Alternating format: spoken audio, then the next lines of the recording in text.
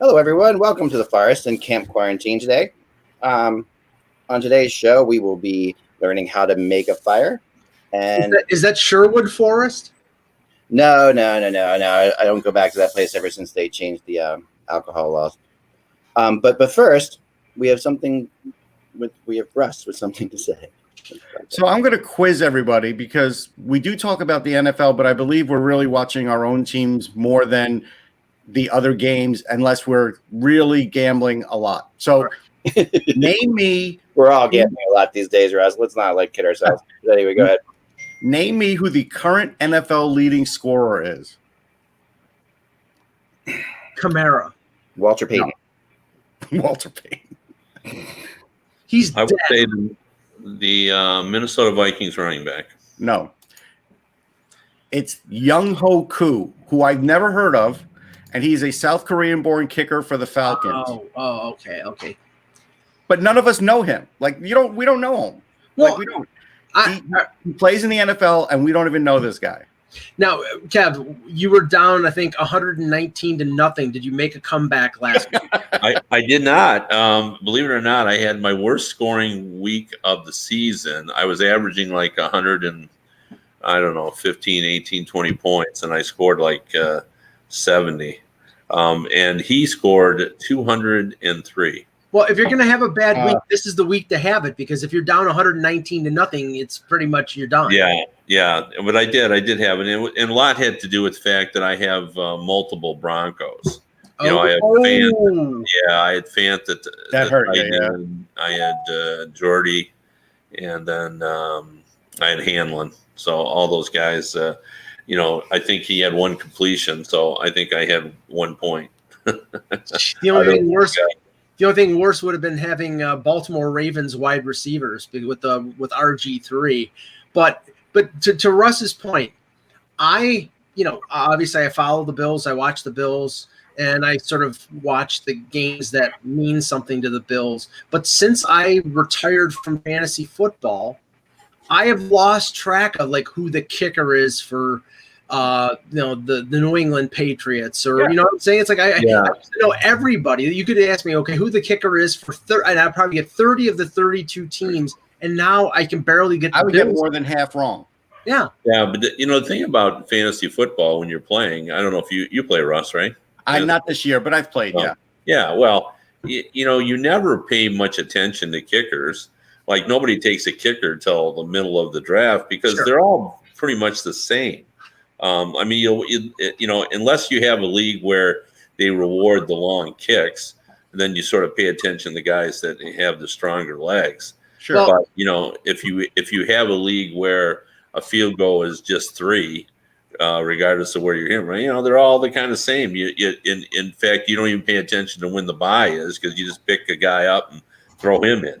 You clearly know if somebody is a rookie in fantasy football. This is years ago. Somebody took, and you can tell because this guy, you probably remember the name, but Mike Kofer, who was the kicker for San Francisco, took him in the first round. Yeah, that he is definitely a rookie.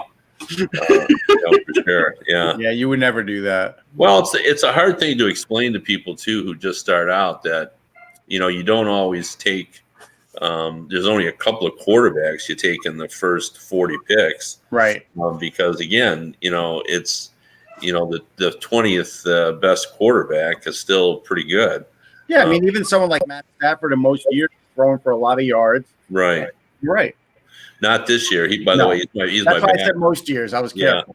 Not this year, but I had Russell Wilson, and I think he was the 4th quarterback taken. Maybe it's the third or fourth, but I think I got him in the 3rd round. Okay. Of that. So, Echo, you done camping? Well, the other thing I was going to, with regard to making fun of all the COVID tests, and I've been telling everybody, all of my hockey friends, we're going to see this too. Yeah, we are, and it's going to be worse. And I don't say that because I think it's wrong for them to forge ahead, because I think that the NFL, even though it's been cumbersome, I think they've shown that you can still have a season And even college football with all the problems they have. There's still some teams that are still chugging along, playing, and we're going to have a national champion and all that. I mean, maybe they deserve an asterisk, but it doesn't matter. So yeah, I don't think it's that. I don't think. Yeah.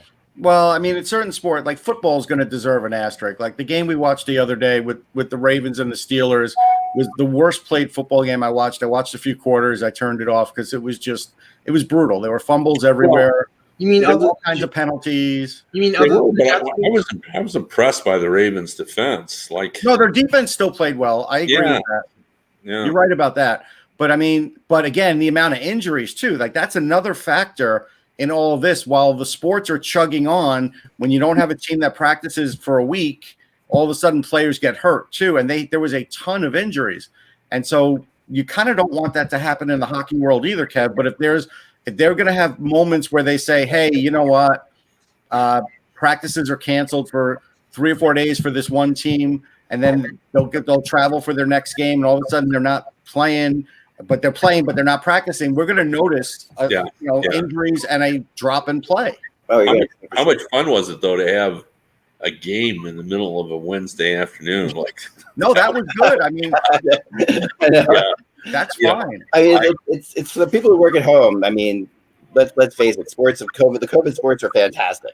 Oh yeah. I mean, I'm just reminded about what I've said for years, that for up to me, NHL games would play between 10 and noon on Tuesdays and Thursdays. Yeah, I said that too. I fully feel like that was part of the success in the COVID games originally, is because they were playing them during the day too. Yeah, it definitely plays into it for sure. All right, let's get started. We have a fun game we're going to play today.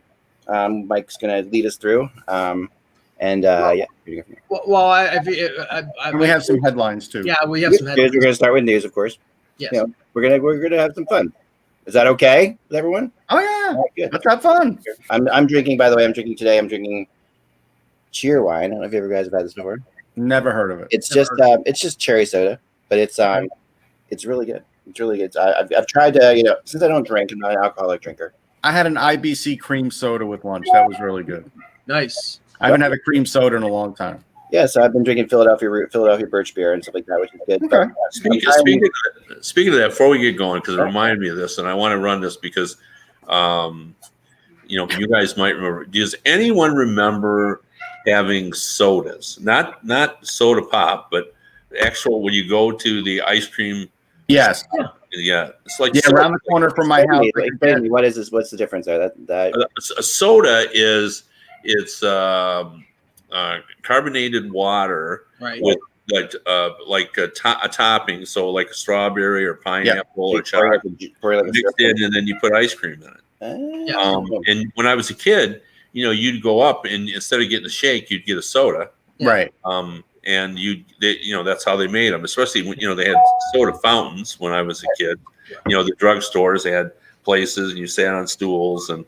Yeah, I had a place that still had a soda fountain too, so you could get that, or I could just order like a vanilla soda because that was unheard of when I was a kid, and they would put in the the liquid and you'd have a vanilla soda like that. They did all that. I don't know how much of a differentiation there is between a soda and a float, because float has pop in it, like it's Coke, exactly, or thing, but it's a big difference. It's like having a liquid sundae, a soda, right? Yeah, like Johnny says, the egg cream was big in New York. Egg cream was really huge. Yeah.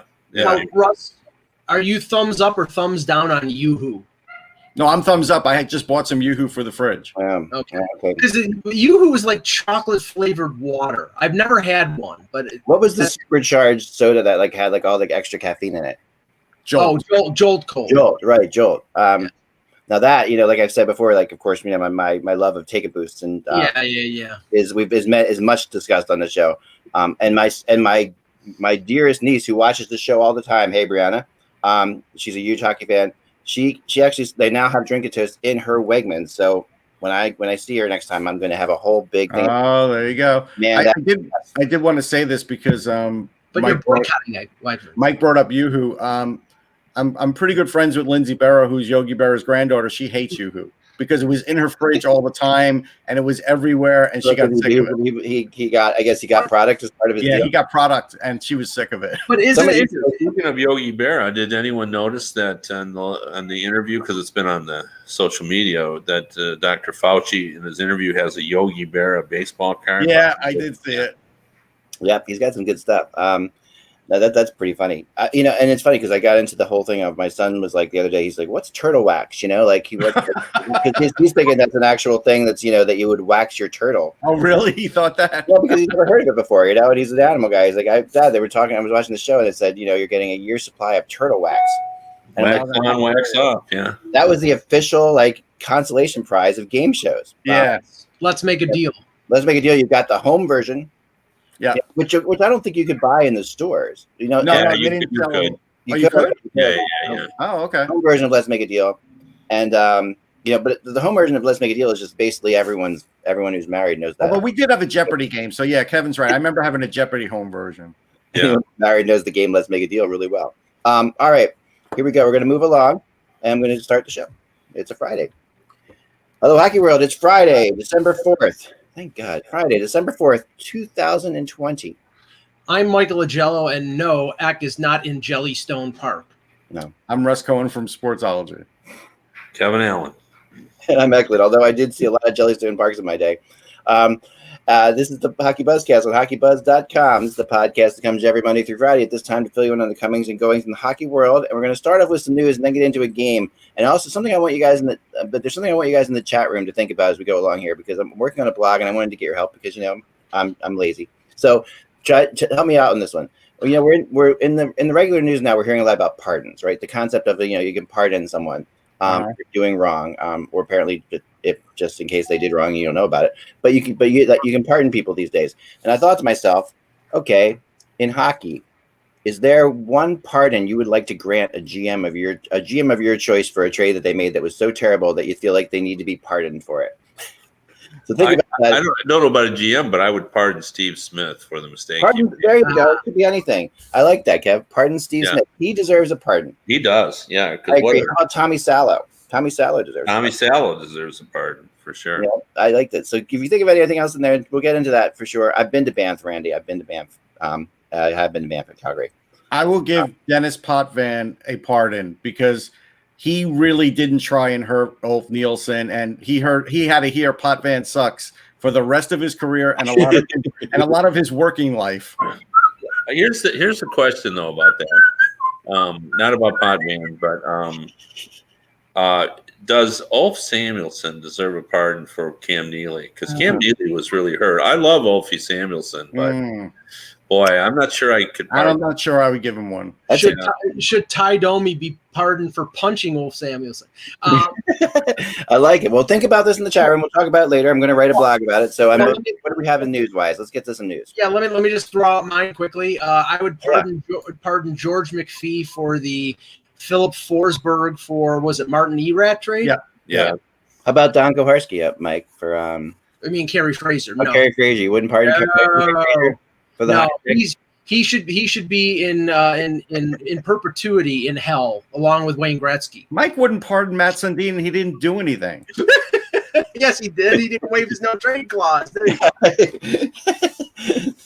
All right, let's start. All right, Mike. What do we have news-wise? Well, okay, Kev. Over the last 24 hours, it seems to be the general consensus that we are going to have a season, and that it probably will start in the middle of January. At least that's what Pierre LeBrun, Elliot Friedman, Frank Cervelli, who are all reporting middle of January. Although I listened to Brian Burke on Hockey Central, and he said that the training camp wouldn't get started till the Boxing Day, and the season wouldn't start till February 1st or February 15th. I don't think it's going to be that. No. Hey, look, I reported January 15th from a source yesterday on this show. You Boxing did. Day for those Americans is the day after Christmas. December 26th. London under Noel, as they say in Quebec. But anyway, continue. So, Kev, what have you heard? Well, the January 15th, or the middle of January, I should say, is what people have been saying now for the last 2 or 3 weeks. And everyone has always assumed all along that it was going to get done, and now we're hearing that it's closer to that. I have not heard anything about when training camps are started. No, me neither. But I've talked to a couple of general managers who felt all along that we were going to start in mid-January. What I'm hearing is the idea of playing multiple games against one team is still in play. The All-Canadian division is still in play. Yep. That's the way we're going to view it. There is some discussion about playing outdoor games, although the league, and I haven't asked anybody directly from the league, but I'm hearing from GMs that the league's not thrilled about that. Yeah, I don't think there's a high percentage of any of them happening. Honestly, yeah. Here's the thing, and Burke clarified this on the Hockey Central show this morning. He says the cost in terms of the setup of the $1 million. Yeah, that's what we were talking about it yesterday. I put it in my book. He actually said it was closer to 2 now. Yeah, but what I was told they would do, though, they would set it up for a couple of weeks. It would be like it would have to be. Yeah, like I wrote about ages ago that this when I talked to somebody at the NHL and they said this was a possibility that they would have they have two setups for this right now. They have 2 full setups for this already, right? They own that. The NHL owns that, and they can rent others, but they got 2 full setups of the arenas. So they could tour these arenas. They could basically tour that around where 2 weeks you go and in that period of time, 7 games are played by the home team in that 2-week span where you have teams coming in and yes, it costs $1 million or $2 million to set it up, but you get 20,000 fans in a 60,000 seat arena or 60,000 seat outdoor stadium. It's 20,000 fans is about a $1.3 million take. Right. But okay, then you're making 0.3 and you're not losing $1 million or $2 million. What the NHL is worried about, is killing the golden goose. Is the fact that this is a signature event, and if you have 7, 10, that's 20, ridiculous. That's ridiculous. It's not ridiculous. It's not true. It's true. And the other thing is, people gear up for those games, right? So they're willing to put up with not the greatest seats, not the greatest view. You don't know what the weather is going to be. Now you're asking fans to go to like 10 of those games. No, you're not. You're asking. You're going to have I'm sorry to interrupt, but you're going to have. No, but they're not going to sell 20,000 seats to each one of those games. That's my point. They're never going to be able to do that. I mean, could they? No, but the point of this is, and in some places you will. Like, so say you had, let's just say, go on the low end, 5 games played. Right, you play 5 games. The team plays 5 games at home while this is set up. So, cost $1 million, to set up. Let's say 1.5 million since it's $1 million or $2 million, whatever. Okay. 1.5 million to set it up. But that's set up. Once it's set up, it's up. So it doesn't cost that every freaking time. You have to, you keep. And in the meantime, you've been to these outdoor games. They're selling ice time on these rinks for people to play. They're selling, they're having all these, they sell when they were allowed to do things like that. They won't be able to do that. They can't do any of that now. Yeah. So. Yeah, I mean, first outdoors you can. Why can't you sell that? No, they still won't allow that. Okay, well, they're worried about the durability of that ice. Right. They're not going to let them buy time at 12 o'clock midnight for the press to play. The durability is only an issue in certain places. I mean, the durability of that ice is not going to be a problem in places like there are some places where you're going to. Now, listen, it's going to be cold, but I think the excitement of this is the only time you're going to get to see your team live are these 5 games, and that thing's coming next week to Philly. I bet you those 5 games sell out instantly. Okay, and here's the nightmare of it. So let's just say, for argument's sake, you're right. They all sell out, and let's say. First one goes off without a hitch, and then the next one gets rained out, and then the next one gets rained out. Fine. Then what are you going to do? You put them inside, and you do what you were going to do anyway. You do what you're going to do anyway. You're going to lose money playing inside. So what's the freaking deal? Why is it such a bad idea? Do you want to do this act because it's a good time, or you just like the concept? No, 3 reasons. I like the concept of the excitement of the traveling thing, where it's coming to your town, and next week's the week they're in Chicago. Or something like that. I think that's going to be fun. I like that concept. I also think that it's making some money, and it gives. I don't think it will make money because the rent on these stadiums is huge. Like University of Michigan's a $2 million rental. Yeah. So now you don't think you can get a deal on that? I mean, how many things are happening at the University of Michigan stadium? I'm telling you, they would still hold them up.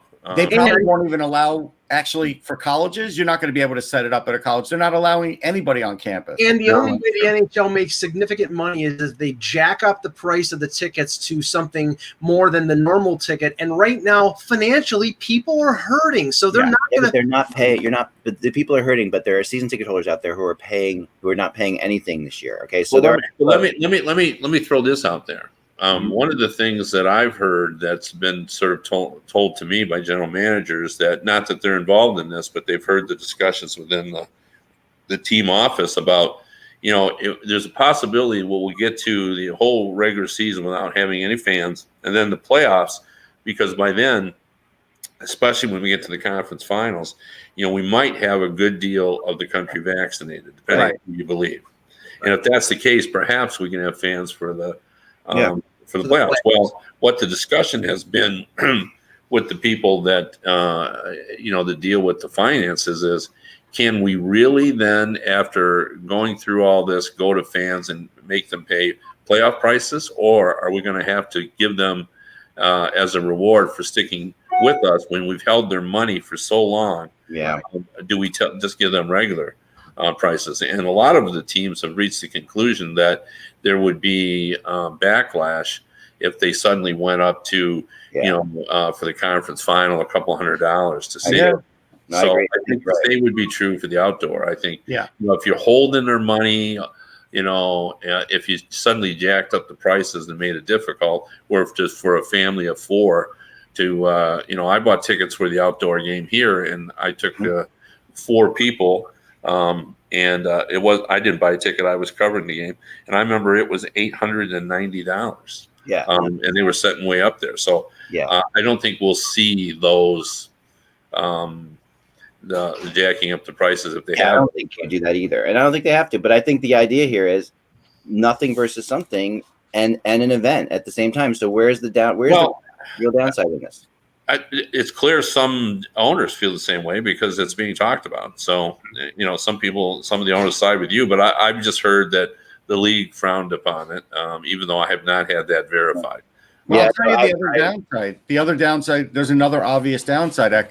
The other splintering things that are part of these outdoor games, you can't do, because you can't put 20,000 people in one place, or even half of those people in one place, to enjoy all those other outdoor events that go around the game. You can't do any of that. No, that's for sure. And that's what they make money on that. No, they make money on those, and it is an event in general. Like the fact all the great it's like a carnival, like an ice festival basically that goes on around and I love that. And hopefully maybe we get towards the end of the year when more people are vaccinated, maybe they could do some of that. Maybe you could have some of that. But yeah, sure, if they're vaccinated, yes. I think in the beginning of the season you wouldn't be able to. I think you would start in the South, because obviously January is the South, and work your way up. Work your way up, up north, so that by the time you're in Canada doing this or what have you, you're in March or maybe May. Canada is not going to allow it. From the talk in, like, for example, one of the Toronto radio stations had a poll this morning about, would you go to BMO, which is where Kevin and Russ and I went for the Centennial Classic between the Wings and the Leafs. Would you go to Leaf games if they played them at BMO Field? But they issued the caveat that the province of Ontario and the federal government would never approve an outdoor game right now anywhere. Right now they wouldn't, but when you get, I'm talking about by the time you get north, by the time you get to Minnesota and Boston and Buffalo, when you get to those places, you're talking about not January, not February, maybe late March, so you're talking about, right before the playoffs. The playoffs are probably going to start in May, probably May, the way this is set up. So I think by that point, you could do. I mean, I just think that, and I don't. As far as the guild off the goose or whatever that the expression means, I know. I know what it means. But as far as that goes, it's the same thing. Like I don't think the Stadium Series takes away from the Winter Classic. I think that every time you do one of these things in a city, it's unique to it in and of itself. I don't think it's a problem. Well, I agree with that, but we're talking about 1 or 2 as opposed to 8 or 10. And once you continue to do it, it loses its cachet when you do it so much. And here it's clearly as a money grab. It's clearly because the league is losing $300 million. That's a money grab, though. I mean, it also. I mean, there's hockey fans out there that are going to want to do. I mean, we're just looking at football fans going out there right now and watching games, right? I mean. And that's a money grab because if everything in sports is a money grab. Yeah, but it's different for football because football is turning a profit even if there's nobody in the stands. Right, but to me, and that's even more so to my point, there are people out there that want. NFL doesn't have to put fans in there. There are people out there that are willing to do it. There are people out there that feel safe enough. I mean, there's really not that many NFL teams doing it. Right. Arizona, the Texas, a couple other. Right. Right. And I think 3 or 4 others that were stopped it for the year already. Yeah, some already stopped it. I mean, I think when you get into the colder months, though, you've got a mask on, you've got a scarf on, you really are starting to like isolate. People are going to be isolated in colder things. Well, I'll tell you how, like here in Michigan, when Governor Whitmer basically added a second sort of lockdown, our restaurants are closed and everything, and also a limited number of gathering. One of the first questions asked at the press conference is the University of Michigan football team was allowing the friends and family of the team to attend the games. They were the only fans there. And they asked whether or not the family and the friends would still be able to watch the Michigan game under the current law. And the guy who was the head of Health and Human Services said, when we said there will be no fans at any game, we mean no fans, which would have been there. So, it couldn't happen in Michigan. Yeah, right. Yeah, and I mean, we can debate all day long whether or not that's the right decision or whatever. I mean, and then I know we're not going to get into that. Yeah, but I think I'm just saying I do like. Let's move on to other stuff, Mike. What else do you have? Yeah. Well, it was notable yesterday. They came out with both Team Canada and Team USA top picks for last year's draft. Jack Hughes and this year's draft, Alexis Lafreniere. Lafreniere will not be going and participating with Team Canada. The Rangers said no thank you, and the Devils said no thank you to Jack Hughes. Now, Kevin, we know that Detroit said no thanks with Sider, and there's some talk about Nick Robertson, the Leafs prospect, but if the season gets delayed in terms of it's starting mid-January, the Leafs will probably let him go. But it's a little surprising, but not totally, that the Rangers and the Devils would not let these top players go to the World Juniors. Yeah, I actually support it. Normally like if the season started in October and we could see that the guys weren't playing, I would say let them go. But this is a different situation. Like the Devils are hope to be an improved team this year. Yeah. They don't want to take a chance that Jack Hughes would get hurt there. Those are extra games he'd be playing. They want him thinking about getting ready to join his teammates. That'll be right about the time training camp has started. And the same thing with Lafreniere. He's a special rookie. And, and sure, he could benefit probably by being a dominant player then. But they're more interested. There's been projections that he might play on the top line. I know. So with all that in mind, I think the circumstances are different. Yeah. And I'd be more sympathetic toward the idea of letting them play if we had started in October, and then we could see. If they were only playing 9 or 10 minutes, then I would say yes. But in those two cases, and Sider, is playing with men in Sweden and doing really, really well, and I don't see any benefit to the Red Wings or him by going to play in the World Junior Championship. There is 2 other players. So the Rangers didn't let Kakko go either. He could have gone. But Ottawa's letting Stützle go. And that one's interesting because he's just coming off a hand injury. But maybe Ottawa feels, all right, we're not going to be ultra competitive this year, so it'll be good for the kid.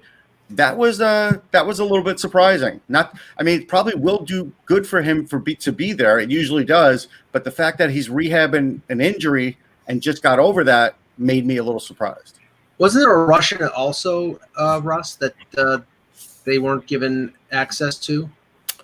I didn't hear that. I thought there was, but maybe I'm wrong. But yeah, Kev, even without these players, this is going to be a much more richer World Junior than we normally have, because we were talking about this yesterday. When you have Kirby Dotch, who played really well for Chicago in the playoffs, Bowen Byram is probably going to be on Colorado's defense. Normally, those players probably would have already started the season and wouldn't be let go by their teams, and they're going to be, probably the two most prominent players on Team Canada.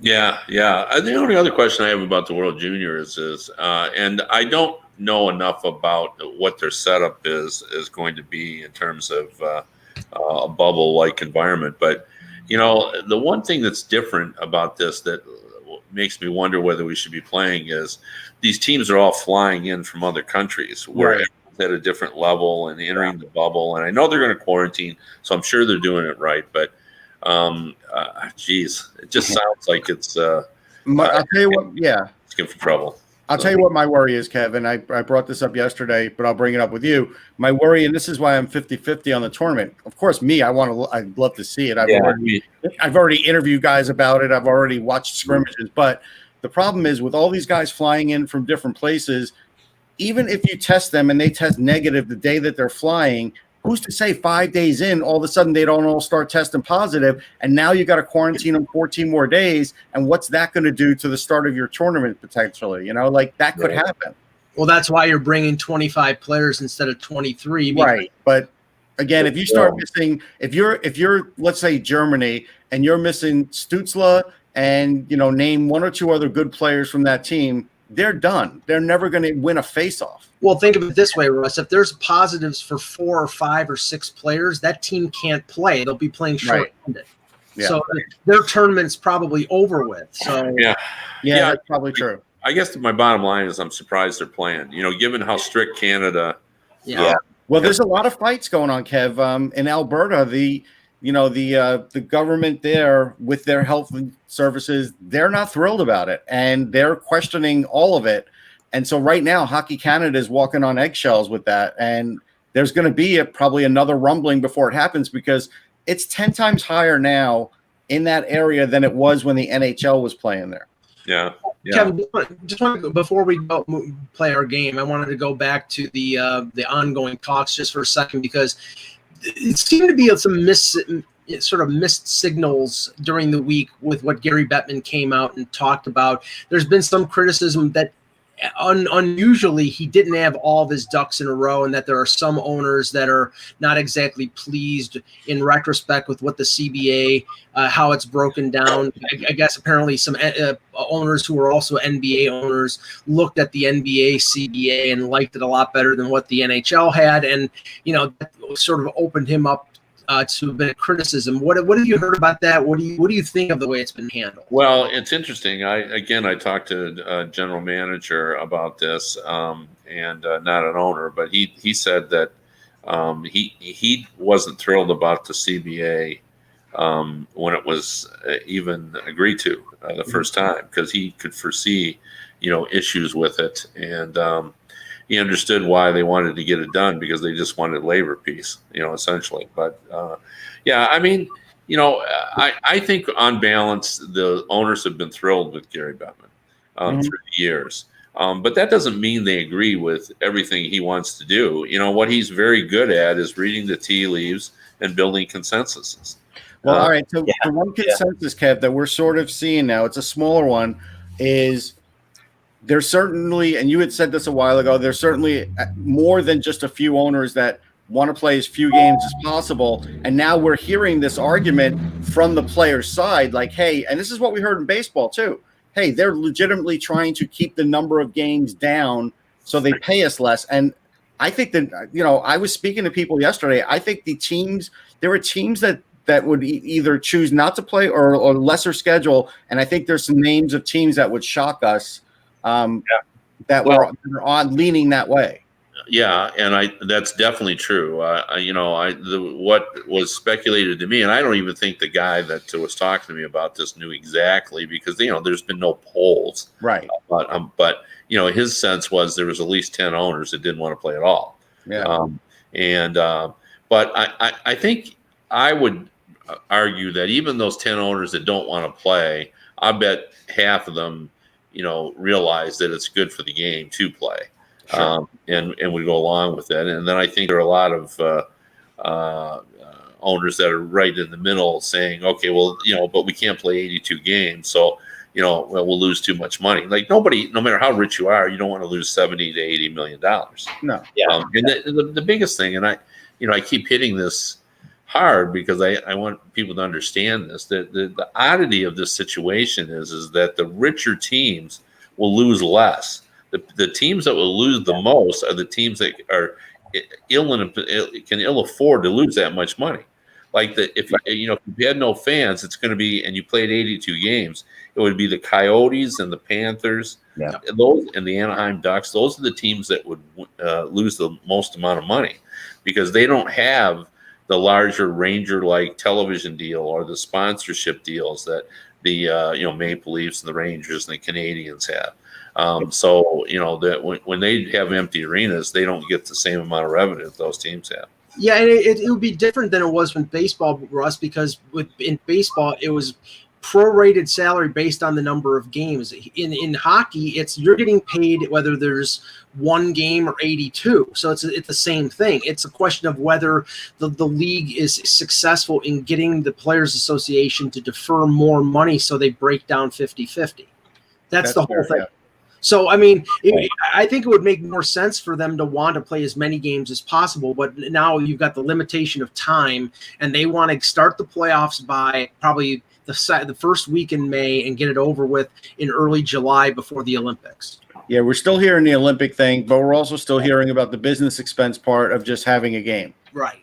Well, and it does cost them money, like even if you don't have any fans in the building, where it's less cost. I mean, we've talked about this before. It's like maintaining a small village. It takes about 500 people to have an NHL game, and there's fewer than that, but there's still some. I mean, you have to have maintenance people there, and you got to have still some security to make sure people aren't trying to get in. And the other thing I was told is just the upkeep of everything.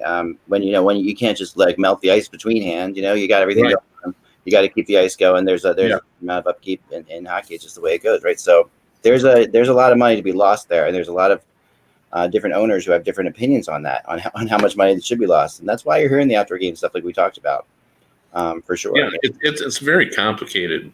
It is, deal, and I think it's more complicated for hockey because the fact their television deal doesn't afford them enough money to just play and live off their television money. Before we get into the game, Mike, I wanted to bring up one thing that I'm really proud of, and that's Karine, who writes for us. Karine Haynes does an incredible job. She's a great Montreal Canadiens writer, and she's just killing it lately. And the thing she's been doing lately, which I think you all should check out, is she's doing the Montreal Canadiens Advent Calendar of Memories, which I loved. I think it's great. So this is day 3, which is Markov's Kiss. And what's amazing about this stuff is not just that she's writing it down, she's writing the story, and then she's putting in, stuff that, that you remember. Subban scores the goal, Markov kisses him, the whole thing.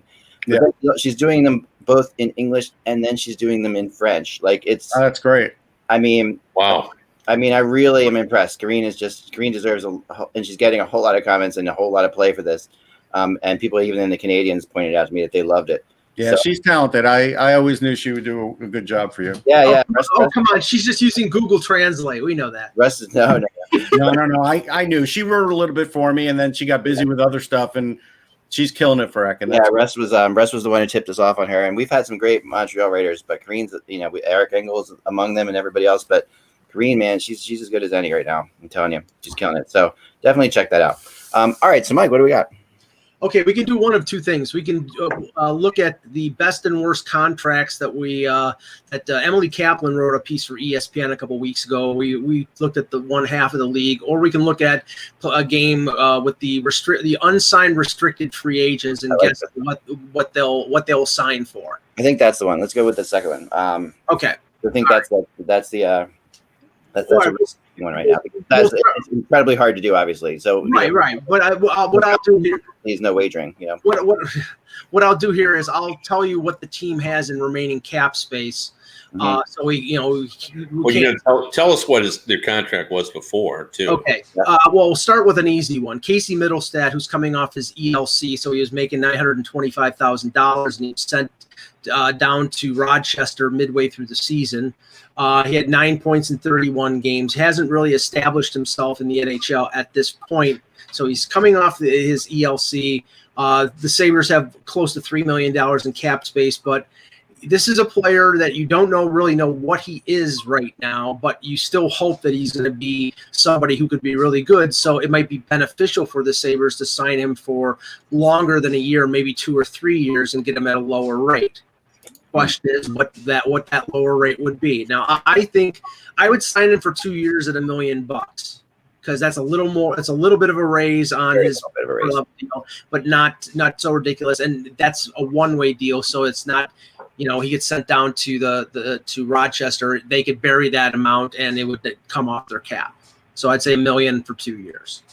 I'd go $3 million for 2 years, with the idea we still believe in you, and we still think you have a chance. Probably you're, and it's still 1.5, so you've kept half your cap space. Yeah. So. I like that number too. That's what I was going to. Which player? Because I didn't get to hear the player. Middlestat. Yeah, I would go. I still would go 3 years, probably $2 million per, because I do think he is going to come through on that, and I do think even if it's not this year, even if it's one more year, we all have to remember this kid came out of high school. So if you want to call him a bust, go ahead and call him a bust. Yeah, he had a pretty good year in the AHL, and he needs some more development time. This is not completely shocking. It's not. I like Russ's. If you want to get the third year, yes, you've got to make it enticing for him. You do. So now it's 2 million. 2 million years. You're starting to talk about real money. Yeah, I know. Yeah. So make $6 million. Yeah, I like that too. And he'd be a restricted free agent with arbitration with 1 year wait until UFA. Right. So you still have some control over him. Luke. The addition of Hall might help take a little bit of the extra focus away from him. Yes, I think the focus on him has been pretty for the most part. Go ahead, Mike. He can play on the third line for the Sabres if he makes the team. But Luke Cunnin, who was traded from Minnesota to Nashville, so he's on the Preds now. Right. The Preds have plenty of cap space, so there's no limitation there. He had 31 points last year, 15 goals, 16 assists. Ross, you first. What would you try? Would you try a 1 year deal, 2 year deal? No, I would give him 2 at about $5 million, because I believe he could get up to like 45 points a year. So 2.5 a year, or 2.5 a year. I think he can get up to 45 points a year. I also feel like he just got over injuries too, so he had a pretty good year last year, especially a good second half. He did. Go to Kevin for a second. I want to check one thing about him. Well, okay. I was going to say exactly what Russ said. He's already had some points. He's probably not going to want a third year, right? Because he's going to believe in himself. But $5 million is real money to him for 2 years. So, right, work. I'll go along. I think 2.5 for 2 years is fair. I think he would accept that. I think that's not. That won't penalize the Preds, so I think that's a good median bridge type deal. Yeah, I think you guys are pretty much. I'm pretty much in the same boat with you guys. I was trying to see where I was putting him. I was doing my depth charts the other day. I was trying to see where I put him in my depth charts to try to figure out some things for teams. He's probably going to be on the second line with Nashville. I would say. Yeah, probably like a second line player. That's probably true. Okay, yeah, I like that. Here's one of the more prominent restricted free agents, Pierre-Luc Dubois, Columbus Blue Jackets. Now, Columbus was able to clear cap space with the trades of New Devara and Ryan Murray. They also are going to be able to put Brandon Dubinsky on LTIR. They have over $10 million in cap space without putting Dubinsky on LTIR. Dubois was their leading scorer last year and was their star in the playoffs. Russ, I'll go first on this one. I think Jarmo wants to get him on one of those 5 or 6 year deals, and I'll say he's got to be probably, I'd say 8.5 a year. I mean, I think they're going to have to pay that kind of money because they've got the cap space and they cleared it for this guy. So I think they're going to have to pay him to buy unrestricted years. I won't go that high. I'll go because he is a center. I do think there's a ceiling for him for points, but not necessarily like for physicality and playing the position better. But I'm going to go like 7. I'll go 7.5 by 5. That's what I'll go. Okay. Kev? Yeah, I like Russ's thinking on that, but I'm going to go 6 at 45 million. Okay. That's okay. 7. That's 7.6, 7.5, something like that. Okay. Yep. I'm gonna think. I mean, Luke Dubois is an interesting guy, right? Because he put up 49 points last year, in 70 games. Granted, I mean it's not really that strong. I mean, honestly, the year before he's 64 points in 82 games. Last year's a -2 on that team, which is a team that doesn't have a whole lot of minus players. Yeah, but he matched up against the other team's number one. Yeah, he's going against the best. So he matches against the best for sure, and there's no question he's their most talented, flat out, plainly talented player. But I'm often wondering about him, like if he's a bit overrated because the concept of his whole story. Like when they drafted him instead of was a surprise guy in the draft, and has been good still. He's been good, no question about it. He's been very good, and he's got skill. But I always think that people are like giving him a little bit of extra credit because he was. What is he, 21? Yeah, he's young. So he's 21 years old. He's playing a number 1 center position. He's going up against the best in the league. Oh, no, he's talented. And he was on pace for another 60-point year or something close to that. I have no problem with Pierre-Luc Dubois. I do not think he's overrated. Matter of fact, I think his overall game will get better. I just don't know. Point-wise, on that team without a real driver, like a Panarin type, he may not be able to get 55 points, but that's okay. He does everything else. With him, I would go 3 years. I would go short on this one, just to see. And you might have to go a little bit higher than that. So like 8 million a year for 3 years. I would go short on it just to sort of. Well, okay. If you're going shorter term, then that's going to be sort of like a Braden Point deal. It's going to be probably $6.75 to $7 million. Yeah, maybe that's more. But maybe that's more right. I don't think he'll take it. I don't think he'll take it. Yeah, I don't think so either. I think that like after what he did last year, matching up against Matthews in the first round, and the physical type of number 1 center that he is. I mean, he may not score a ton, but this is sort of like a throwback Russ to sort of Bobby Holik, but he's better than Bobby Holik because he can score. So that's why I think 7.5 to 8 on a long-term deal is probably closer to what he's going to get. Yeah. Okay. Go shorter, but we'll see. Yeah. I'll skip Jack Roslovic because he's, Yeah, I would skip Roslovic. Let's go to the big fish, Matthew Barzal. Now with the sudden retirement of Johnny Boychuk, the Islanders have the cap space. Now the talk is that they are going to sign as soon as the schedule is released. They basically have Corey Schneider and Matt Martin and one other, Andy Green, that they're going to sign probably to veteran minimum deals or close to it. So they won't have like the full $10 million that they have right now under the cap, but pretty close. Kevin, you first. Do you think they get him on a bridge, or do you think they get him on a long-term deal? I think they're getting him on a long-term deal. I would say something like, what do they have left? Do they got enough to give you? No, I'll give you the exact figure right now. Right now, currently, they have, and this is not. Excuse me. They have to put Boychuk on LTIR. Right now he's on IR. They have $9.9 million in cap space. Boy, that's tough because to get him in a long-term deal, I think you're going to have to give him $8 million per year. So, but that doesn't give him enough to sign 3 players. Nope. Yeah. No. So two of those 3, I think, are going to take veteran minimums. Schneider and I think probably Green are probably going to take veteran minimums. I mean, Green you can get to come in on a PTO and just see what happens with injuries and stuff. Like I'm pretty sure Andy Green would come in just being invited. Yes. I mean, what do you think Martin will get? 1.5 million. I think he's going to get $1 million. You got to get $1 million. $1.5 million. Well, if he gets $1 million, then you could do it. I'd go 6 years at 47.5, so just under 8 million. Under 8. Yeah. Yeah. Well, Ross, what do you think? I'm going to go 8.5 by 8. Sign here on the dotted line. There's not many guys like him in the league. The minute you give him an opportunity to go somewhere, he might go somewhere, and a lot of teams will go on him. Because, again, under Barry Trotz's system, he's definitely squelched his offense a little bit. You put him in an open system, and you'll be back to the 80-point guy.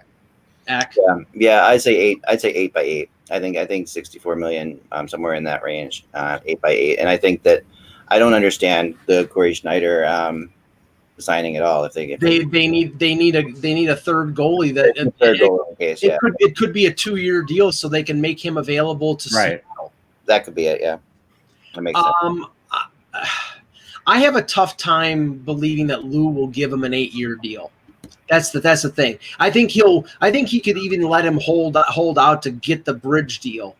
And I think Ak, you reported something like 6.5 for 3 years. I think it'll be 7 for 3 years. I think he'll eventually get him to take the bridge. I don't think but you realize there's nobody else in their entire system that is worthy of a deal like this. If you don't give this guy this deal and somehow he ends up walking or he trade him or something happens down the line, it might take another 7 years to get another player like this. I'm on your side. I would sign him. Right, that's what I'm saying. Yeah, your bridge. He's definitely worth the $8 million. Yeah. It's a matter of you're playing with fire on a 3-year bridge. You have to figure out a way. You have to get rid of another player if you're going to sign those other 3.